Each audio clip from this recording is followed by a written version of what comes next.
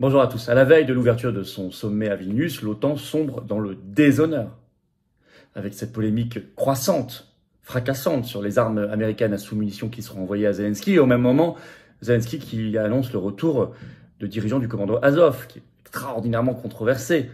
Bon, c'est le signe d'une panique, une fuite en avant, parce que c'est l'échec total, le fiasco de la contre-offensive ukrainienne. Et que tout ça, on le voit bien, on est à plus de 500 jours maintenant après le début de ces hostilités, début officiel en 2022, ça a commencé des années avant, hein, vous connaissez le contexte, eh bien, on ne va jamais vers la paix. Et ces solutions-là ne vont pas vers la paix, mais maintenant, c'est la honte et la France, et ça c'est terrible, se tait, ne dit rien, voire soutient. Donc soutient cette indignité, cette honte et ce déshonneur. On va venir, alors que d'autres pays prennent la parole et condamnent, on va y revenir.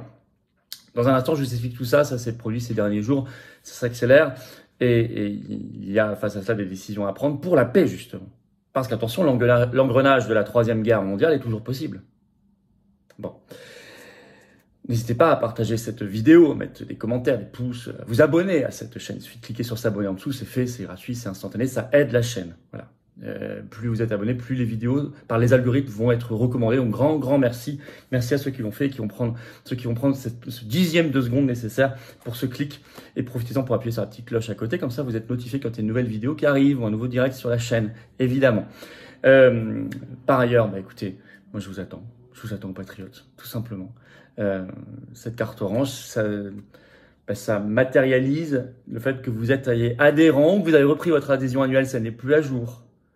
Et vous êtes dans cette grande famille, le premier mouvement souverainiste et défense des libertés et de la paix de France. Et oui, de France. Qui se construit avec vous, mais alors en toute indépendance. Complètement même anti-oligarchique dans la résistance, parce qu'on n'a pas reçu un centime d'aide publique jusqu'ici, on n'a pas d'aide, on n'a rien. Pas d'aide médiatique, pas d'aide gouvernementale, c'est le moins qu'on puisse dire. Mais, au contraire, mais on le fait. Mais on le fait grâce à vous, avec vous. Et moi, je veux qu'on soit ensemble. Et que vous soyez à mes côtés dans le combat et qu'on soit tous ensemble et que je sois à vos côtés. Voilà. Pour nous, les générations qui viennent, mais aussi les générations passées. Alors pour ça, il faut venir. Il faut venir et pas me dire je viendrai le mois prochain, à la rentrée, en 2024. Non, le combat, c'est maintenant. Le combat, c'est vraiment maintenant. Et nos enfants, nos petits-enfants nous disent c'est maintenant qu'il faut se battre. Alors comment on fait pour adhérer ou réadhérer? C'est le même lien, c'est le premier sous la vidéo en description, c'est un lien en commentaire épinglé également. Une petite fiche maintenant sur l'écran et dans les dernières secondes de la vidéo, un lien apparaîtra sur l'écran. Faire un don de soutien aux patriotes est aussi très vital, c'est le deuxième lien sous la vidéo en description. C'est un don parce que nous n'avons pas reçu d'aide publique, parce que ça nous permet de faire nos actions, manifs, en permanence, tous les jours, des tracts qui sont distribués, des affiches qui sont collées. Les européennes en 2024 à financer, qui coûteront plus d'1 million d'euros, même si on fait dans le rassemblement, juste pour avoir des bulletins de vote dans les bureaux, pas plus. Hein. Voilà, c'est comme ça. Et les dons, comme les adhésions et réadhésions, sont défiscalisés aux 2/3 pour vous. C'est-à-dire que si vous mettez 30, en fait, ça vous coûte 10. Si vous mettez 60, ça vous coûte 20. Si vous mettez 300, ça vous coûte 100. Si vous mettez 3000, ça vous coûte 1000, etc. En plus, on ajoute des avantages personnalisés pour dons, adhésion, réadhésion. Allez voir sur notre site au-dessus de certains montants. Allez vous balader, vous verrez. Bravo aux donateurs, aux réadhérents, bienvenue aux nouveaux adhérents patriotes du fond du cœur. Alors, Ukraine, l'OTAN sombre dans le déshonneur. Il y a quand même un parfum de panique derrière tout ça, sur la contre-offensive, qui pousse à l'indignité et de plus en plus à l'horreur même. Hein. Coup sur coup, envoi d'armes à sous-munitions et retour d'Azov. Et la France silencieuse. Et ça déchire le cœur. On va y revenir. D'abord, les armes à sous-munitions. Alors là, il y a un énorme malaise. C'est le 7 juillet que d'abord Jack Sullivan, donc le conseiller à la sécurité nationale de la Maison-Blanche aux États-Unis, annonce l'envoi d'armes à sous-munitions. C'est des armes qui ensuite explosent, libèrent d'autres munitions. On va y revenir sur leur dangerosité. À Kiev, par les États-Unis. Il parle de décisions très difficiles et confirmées sur CNN le jour même par Joe Biden. Donc le 7 juillet, qui dit que ça se mettra dans un nouveau paquet d'aide militaire américaine de 800 millions de dollars pour Zelensky. Ce sont des armes très problématiques. Vous avez un long papier qui explique tout ça, par exemple dans la Nouvelle République ce 9 juillet, qui explique tout. Et je vais vous lire un extrait de ce papier qui résume un peu tout. Ces bombes ont la réputation de tuer à l'aveugle, est-il écrit. Elles dispersent des petites charges explosives avant ou après l'impact. Un rapport de l'ONU, qui date de 2015, je précise, indique qu'une arme peut en libérer, je cite, des milliers. Ces nombreux petits explosifs se répandent dans un large rayon, pouvant parfois faire des victimes des années plus tard. Elles sont interdites par la Convention internationale d'Oslo de 2008, qui compte 108 pays signataires, dont la France. Ni les États-Unis, ni l'Ukraine, ni la Russie n'en font partie. Alors, Le Monde le 7 juillet ajoute sur ces armes, je cite, « Il y a plus de 20 ans, le Pentagone avançait que cet obus d'artillerie avait un taux de raté de 6%, ce qui signifie qu'au moins 4 des 72 sous-munitions transportées par l'obus restent non explosées dans une zone d'environ 22 500 mètres carrés. » Donc vous imaginez les dégâts sur plusieurs années. Alors, il y a des condamnations, il y a un malaise grandissant, beaucoup d'ONG qui condamnent. Le BFM l'explique dans un article un papier du 8 juillet.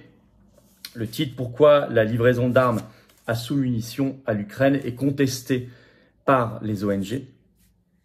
Condamnation totale de la part des ONG. Je vais vous lire un extrait de ce papier. De nombreuses organisations humanitaires ont d'ailleurs vivement contesté l'annonce de Washington d'en livrer à Kiev. C'est une peine de mort pour les civils sur le long terme. Il y a des personnes qui ne sont pas encore nées qui en seront victimes, a dénoncé Baptiste Chaput de l'organisation Handicap International. Pour l'organisation américaine Arms Control Association, l'envoi de ces armes est escalatoire, contre-productif et ne ferait qu'augmenter le danger pour les populations civiles. Quand Amnesty International dénonce un pas en arrière de la part des États-Unis. Donc, il y a vraiment de lourdes condamnations. Et de la part de certains pays aussi.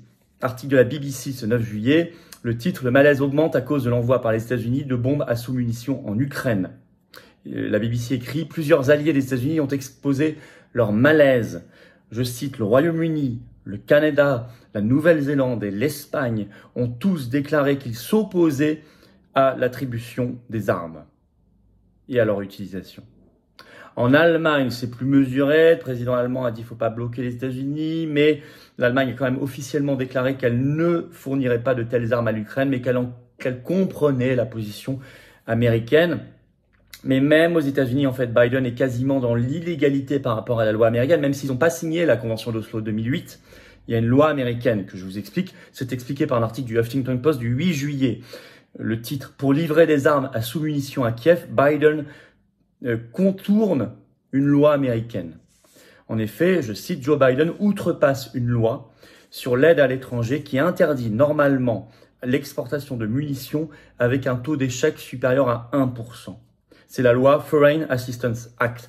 Or, ici, je vous ai parlé tout à l'heure, dans le monde, il parlait d'un taux de raté, un taux d'échec de 6%. Bon, officiellement, aux États-Unis, ils estiment que cette arme a un taux de raté de 2,35%, c'est en dessous, mais c'est quand même supérieur au 1% qu'interdit la loi. Mais Biden utilise une astuce dans la loi pour pouvoir quand même exporter, je cite le Huffington Post. Pour passer outre cette législation, Joe Biden a une solution. Invoquer l'article 614 de ce texte qui permet exceptionnellement au président américain d'envoyer n'importe quelle aide si cela est dans l'intérêt de la sécurité nationale des États-Unis. Bon, avec ça, on fait un peu ce qu'on veut. Alors, la France, côté de la France, silence radio, je vous le disais. Or, vous connaissez l'adage qui ne dit mot consent. C'est quand même la honte. Et même au contraire, plutôt des signes de compréhension et d'acceptation. Ça, quand même, ça relativise tous ces discours qui dégoulinent de moraline, où on explique les droits de l'homme, l'état de droit, dans certaines circonstances. On fait la leçon, je sais pas, à la Hongrie, à la Russie, la Chine, etc. On la fait pas dans certaines circonstances, et là on fait pas la leçon non plus. Et en plus, ça crée, on vient de le voir, de sérieuses fissures au sein de l'OTAN à la veille de l'ouverture du sommet de Vilnius. Pas rien tout ça. Alors au même moment, s'ajoute un autre élément d'indignité, c'est le retour d'Azov en Ukraine, ce commando. Article de RFI, le 9 juillet, Ukraine, Zelensky revient de Turquie avec des membres des commandos Azov. Zelensky a déclaré, nous rentrons de Turquie et nous ramenons nos héros à la maison. Et il a diffusé une vidéo avec 5 commandants d'Azov avec lui. Ces commandants d'Azov avaient été faits prisonniers par la Russie dès le 20 mai 2022 et ils étaient depuis assignés à résidence en Turquie. Il y avait un accord entre l'Ukraine et la Russie en disant ils ne reviendront pas. Bon, ils sont quand même revenus. Donc c'est un lourd symbole parce que Azov est quand même extrêmement controversé avec des éléments néo-nazis, des symboles, une idéologie. On le disait beaucoup avant 2022 dans la presse française, etc. Toute la presse d'ailleurs des pays occidentaux. Aujourd'hui, on n'ose plus le dire, il ne faut pas le dire, parce que c'est pas, mais c'est la vérité. La Russie a réagi. Alors, Moscou était furieux sur Azov. Je vais vous lire toujours un extrait de RFI en ce sens. Le Kremlin est furieux de même pas avoir été mis au courant de l'accord intervenu entre Kiev et Ankara. Pour le porte-parole du Kremlin, plusieurs éléments expliquent cette décision.